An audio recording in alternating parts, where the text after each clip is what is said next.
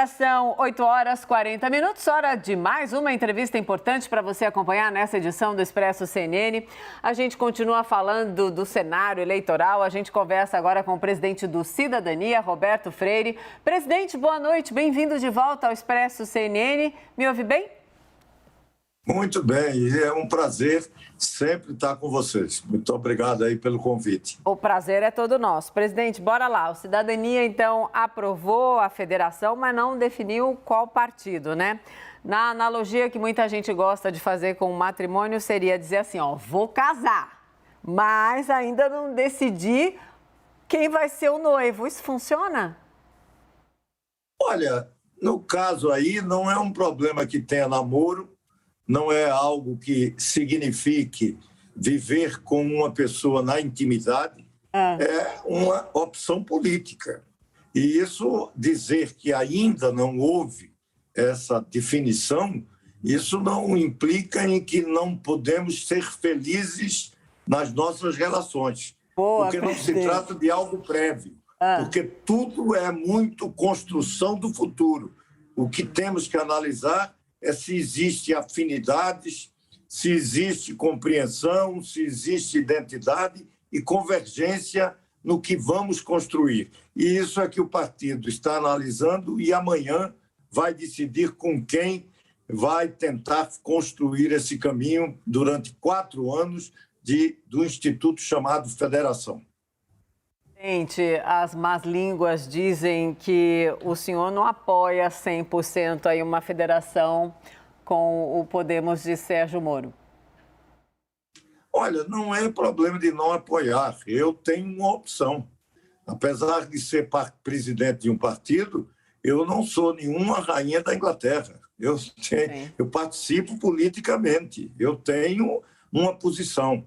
E minha posição, com todo respeito a Sérgio Moro e ao Podemos, também com todo respeito a Ciro Gomes e o PDT, e eu não estou escolhendo nem Sérgio Moro, nem Ciro Gomes, eu estou discutindo partidos políticos, porque a federação não é um episódio eleitoral. A federação é um juntamento político durante 4 anos, formando blocos e disputando eleição nacionalmente em conjunto. Né? Então, eu tenho posição, e minha posição, em função da história, em função de admitir que temos maior identidade e, portanto, poderemos fazer um convívio muito mais produtivo e muito mais amigável com o PSDB. A história, por exemplo, nos indica que desde 2002 nós fazemos alianças em todos os processos eleitorais, quase sempre com o PSDB, quase nunca com Podemos e quase nunca com o PDT. Presidente, colocar os nossos analistas no papo. Renata Agostini acompanha bastante esse assunto de perto. Renata, por favor, chega também. Obrigada, Mona. Presidente, boa noite. Também foi indicado pelo partido de que a pré-candidatura de Alessandro Vieira segue viva, ou seja, o partido decidiu buscar uma federação com outra sigla, mas manter esse voto para que a candidatura de Alessandro Vieira siga em frente. Mas queria ouvi-lo. A gente está vendo um caminho difícil para esses candidatos da chamada terceira via, inclusive difícil para quem já está pontuando mais lá na frente, né? Já aparece ali com 8%, 9% nas pesquisas, é o caso de Ciro Gomes, até do próprio Sérgio Moro. Qual que é o caminho para essa candidatura de Alessandro Vieira? Como que ele poderia viabilizar essa candidatura de fato? Olha, se nós analisarmos os partidos que estão discutindo federação, todos eles têm candidato. E, evidentemente, se houver a federação, só pode ter um. Mas, de qualquer forma, nós estamos há muito tempo discutindo a questão de candidaturas e de busca de uma unidade do que nós estamos chamando um centro democrático, um campo democrático, e que a imprensa prefere chamar de terceira via, há algum tempo, e está continuando. E existe até alguns fatos importantes que demonstram que está se buscando, e cada um dos partidos que busca essa unidade tem seu candidato. nós vamos participar dessa discussão e até com muito interesse, porque achamos que devemos fazer isso e não, como disse apenas o Michel Temer, como homenagem ao eleitor, não. Eu diria que é uma necessidade para o Brasil, viu? Nós não somos contra Lula ou Bolsonaro, mas queremos derrotar ambos. Que fique isso claro. O processo não é de estarmos juntos e continuarmos juntos. Não. Vamos participar do projeto que vai ser alternativa a Lula e a Bolsonaro, que fique muito claro. E achamos que isso é do interesse do Brasil. E vamos levar nessa discussão aquele nosso pré-candidato, o caso do senador Alessandro Vieira. E que fique claro, a minha posição é uma posição que está sendo discutida democraticamente no partido. Existem aqueles que defendem aliança com o Podemos e aliança com o PDT. E isso será decidido pelo Diretório Nacional, não é algo que é uma decisão de presidente. Agora, eu, como militante do partido, embora presidente, eu tenho a minha opção. Mas o clima está de que jeito? Está uma pendenga daquelas? Não tá vai ser um sábado quente? Isso é próprio da democracia. Sem dúvida. Nós somos muito democráticos. Essa é que é a diferença, talvez, de outros partidos que têm dono e que afirmam por cima de pau e pedra. Não, eu vou ter uma reunião do Diretório Nacional e serei o presidente para aplicar a decisão que este Diretório Nacional tomar. Presidente, Caio Junqueira também participa do nosso papo. Caio? Presidente, em um eventual segundo turno, eu sei que o senhor não vai dizer aqui já na largada que a terceira via vai naufragar, mas em um eventual segundo turno entre Bolsonaro e Lula, onde o senhor acredita que o senhor estaria? Olha, é muito simples. Eu vou dizer uma frase que alguém disse. Bolsonaro é inaceitável, Lula é indesejável. Então significa que o senhor vai estar fora, não vai? Bom, pelos cenários desse momento... Não. Nós vamos. Se o inaceitável significa dizer mesmo que aquele que nós não desejamos está lá nas nossas presenças para derrotar aquele que é inaceitável. Fascismo, não. Mas o Caio quer reiterar, porque o presidente deu um jeito aí e não respondeu, olha lá. Olha, mas não pode, não adianta me dizer que eu vou votar, até porque eu estou esperando no primeiro turno que nós participemos do segundo. Você tem que admitir que eu estou pensando corretamente. Não posso entregar agora, desde logo, algo que não está decidido. Isso é apenas uma hipótese que o nosso Caio está levantando, né? Ele pode fazer a pergunta a Lula, por exemplo, se nós formos para o segundo turno, se ele vota em Bolsonaro, já que ele não nos ajudou muito, por exemplo, na luta a favor do impeachment do Bolsonaro, que deveríamos ter feito o impeachment pelo bem do Brasil. Agora, presidente, pelo que eu entendi... Caio, espera um instantinho. O presidente está empolgado, o papo está esquentando, está ótimo. Então, o que a gente vai fazer? Caio, presidente, todo mundo. Fazer uma pausa rapidinha, tomar uma água aí, presidente, e a gente vai voltar com esse papo, então. Depois do intervalo, a gente continua a entrevista com o presidente do Cidadania, Roberto Freire. Fica aqui, vale a pena. Até já.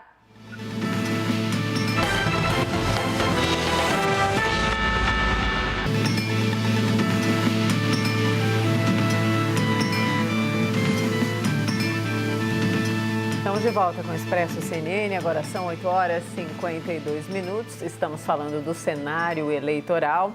Vamos então retomar o papo com o presidente do Cidadania, Roberto Freire, que faz a gentileza de nos atender nessa sexta-feira à noite. Olha que está empolgado falando tudo e mais um pouco. Então aproveita, Caio, retoma aí a pergunta. Eu vou sugerir primeiro que a gente mude a tarja, né? Freire declara voto em Lula em um eventual segundo turno. Tem dúvida? Mais ou menos, na prática é isso, né? Vamos mudar. Né, eu queria que o senhor desenvolvesse um pouco mais, porque, salvo engano, em 89, quando o senhor foi candidato a presidente da República e o Lula foi ao segundo turno contra o Collor, acho que teve um apoio do senhor ali no segundo turno, né? E naquela ocasião, a esquerda era pós-redemocratização, estava toda unida. E depois, né, ao longo dessa trajetória de 20 anos, 30 anos, houve um distanciamento, né? Houve um rompimento ali da esquerda, né? Liderado pelo senhor, que chegou, acho que, a estar junto com o Lula em outras ocasiões, e depois um afastamento. Então, pelo que eu entendo, eventualmente, havendo um segundo turno entre Bolsonaro e Lula, essa aliança ali do segundo turno de 89 pode ser revivida em 2022, é isso? Olha, quando em 89 nós tivemos em palanques distintos no primeiro turno, até porque houve uma dispersão grande de candidatos. Era uma eleição que chamávamos de solteira, porque não tinha eleição para governadores, nem para deputados, nem senadores, era apenas para presidente da República. E nós fomos o primeiro partido, até mesmo antes do resultado final do primeiro turno, que fomos emprestar apoio a Lula, contra Collor, sem nenhuma dúvida. Tivemos mais, tivemos depois, juntos com o PDT, com o PTB, com o PT, em outras eleições. Nós tivemos candidatura com o PDT, com o PTB em 2002 e votamos no segundo turno de novo em Lula. Participamos do governo. Nós tínhamos até ministro, o senhor Ciro Gomes, que tinha sido candidato pelo PPS em 2002. Participamos do governo de Lula, só que teve um momento que nós rompemos com o governo, entregamos os cargos que tínhamos no governo e entregamos também o ministério. Por quê? Porque Ciro preferiu ficar com Lula naquela oportunidade, não nos seguiu. A partir daquele instante, e olhe, é importante salientar, nós não saímos por conta de processos de corrupção, não. Foi por divergência. Divergências políticas, de condução do processo. Não tínhamos ainda muita noção do que significava o mensalão, embora sentíssemos uma presença muito forte de setores do Centrão. Eu participei de um conselho político em que pontificava muito junto a Lula, Pedro Correia, do PP, Roberto Jefferson, do PTB, e Valdemar Costa Neto. Eu não sei qual era o partido dele, não sei se era Partido Liberal, eu acho que já era. Mas eu estou só lembrando a você que houve divergência e nós saímos. Depois estourou todos os escândalos e nós continuamos, a partir daquele momento, a buscar uma alternativa, até porque o mundo tinha mudado tanto, era disruptiva na sociedade, essa emergência do mundo digital, do mundo das redes, da internet das coisas, a inteligência artificial, superando o capitalismo industrial, e a esquerda tinha que fazer seu ajornamento para essa nova realidade e não ficar preso nas velhas contradições do sistema capitalista, industrial, como se aquela disputa proletário-burguês e tivesse continuidade. Aquilo tinha mudado. Tanto é verdade que a nossa experiência histórica do socialismo real tinha sido derrotada pela história. Nós compreendemos isso. Eu até dizia naquela oportunidade que o Muro de Berlim tinha caído na nossa cabeça. Parece que a esquerda imagina que não aconteceu nada, que tudo continua igual. Ainda fica chamando, nesse momento que estamos vivendo, nessa nova economia, cadeias produtivas globais, mundo globalizado, ainda fica falando de imperialismo norte-americano. Não conhece o que é que significa a luta e a disputa de hegemonia hoje com a China. Estão perdidos, estão não entendendo essa história. E nós nos afastamos desse processo. Estamos tentando buscar o que significa no futuro uma esquerda, que não é mais aquela. Isso é normal na história da humanidade. Já fomos jacobinos, sanculotes, blanquistas, bolcheviques, sociais-democratas, socialistas, comunistas. O que é que nós vamos ser nesse novo mundo, dessa sociedade do conhecimento, sociedade que não é mais fruto da Revolução Industrial? Então, isso nos afastou. E nós estamos tentando construir algo que represente esse novo mundo Esse Brasil que precisa fazer um ajornamento, que reformar muita coisa, de pensar, por exemplo, na economia verde, o que é que significa isso. Nós temos aí dois grandes candidatos que parece que um está disputando a corrida do ouro, garimpos, como se a riqueza da Amazônia fosse minério ou ouro. E o outro que fica pensando que não pode fazer reforma nenhuma, é contra todas as reformas, de um Brasil profundamente injusto e que precisa ser reformado.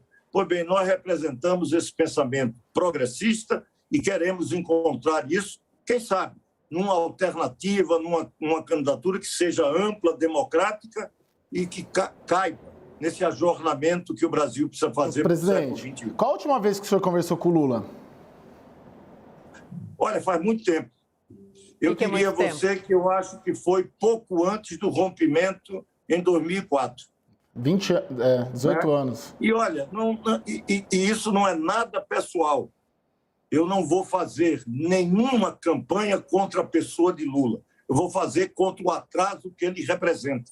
Porque eles passaram 12 anos e o Brasil não mudou em nada a dura realidade de uma perversa desigualdade. A pobreza continua a mesma, porque o mundo todo cresceu e o Brasil também. E a desigualdade continua igual. Nós não conseguimos mudar as estruturas. E ele fica defendendo, por exemplo, que não precisa fazer reforma. Olha, e isso não significa, em parte alguma, fazer nenhuma defesa de Bolsonaro, que isso é o maior desastre da história brasileira. Não temos o que discutir sobre isso. Mas sobre Lula temos que dizer, ele foi um governo que não mudou a estrutura e a realidade brasileira. Os pobres continuaram pobres, mesmo que tenham tido uma Bolsa Família que melhorou o seu dia a dia. Mas o Brasil continua desigual, perverso, injusto, e isso, evidentemente, só tende a piorar. Quem não entende que só vamos resolver isso pensando a nova economia e não pensar que vamos resolver sem reformar o Estado brasileiro, sem buscar a integração com o mundo, sem entender a globalização, as cadeias produtivas e continuarem com matriz do nacional desenvolvimentismo, de protecionismo, de estatização da economia. Isso, evidentemente, é algo do passado. Renata, chega de volta? Gente, falávamos agora sobre essas diferentes candidaturas que se colocam para tentar se opor aos dois polos, né? Bolsonaro e o ex-presidente Lula. Gostaria de ouvi-lo sobre a candidatura de Ciro Gomes, que foi um aliado, né? Vocês partilharam o mesmo projeto político, mas depois se distanciaram. Ciro Gomes se coloca como um postulante a fazer esse contraponto, ser uma opção, nem Lula, nem Bolsonaro. Em muitos momentos, inclusive, a forma como o senhor elabora e a sua visão se assemelha à de Ciro em diversos pontos. Como o senhor vê nesse momento o posicionamento de Ciro Gomes? Ele acerta pelo que ele tem entregado e o senhor vê a candidatura dele como viável? Olha, há muito tempo atrás, quando começamos a discutir em reuniões com todos os partidos desse campo democrático, ainda o DEM não tinha se fundido com o PSL, tínhamos reunido, inclusive, com o Novo em alguns almoços e tudo. Eu disse que, para nós, aquilo que era o campo democrático ia da direita, que um Sérgio Moro representa, até a centro-esquerda, que Ciro Gomes também se identifica. Então, está dentro do espaço que a gente busca unir. Não é fácil, mas você começa a ter, e a imprensa tem noticiado e tem acompanhado, um encontro que falaram de federação, mas é melhor falar de um pacto entre União Brasil, PSD, PSDB e MDB. Eu já indiquei de imediato que o Cidadania faz parte dessa discussão. Talvez por sermos pequenos não tivemos essa chamada, mas nós estamos nesse debate. Se isto funciona, eu não tenho dúvida de que pode ampliar a possibilidade de uma unidade de Moro e até de Ciro. Será que vamos conseguir isso? Você pode dizer, olha, é idealismo, mas, olha, não se faz política apenas com realismo. O realismo é fundamental, mas a gente tem que imaginar, tem que lutar pelo o que parece ser impossível. Nós temos que ter essa capacidade até de sonhar, de termos uma melhor alternativa. Então, nisso, o Cidadania se integra. Estamos integrados hoje, cada um com seu candidato, mas houve um gesto importante, um encontro da Simone Tebet e Zé Dória, e João Dória. Os dois admitiram que podem retirar candidatura. Se isso é um sentimento, nós precisamos construir. E aí é quando eu digo, a federação pode ajudar nisso, porque nós vamos estar juntos com um partido que o seu candidato já admite retirar. Muito provavelmente, se isso caminha, o nosso também. O do MDB também. O União não, o Brasil não tem. Ciro e Moro podem se somar discutindo essa hipótese? Isso é política.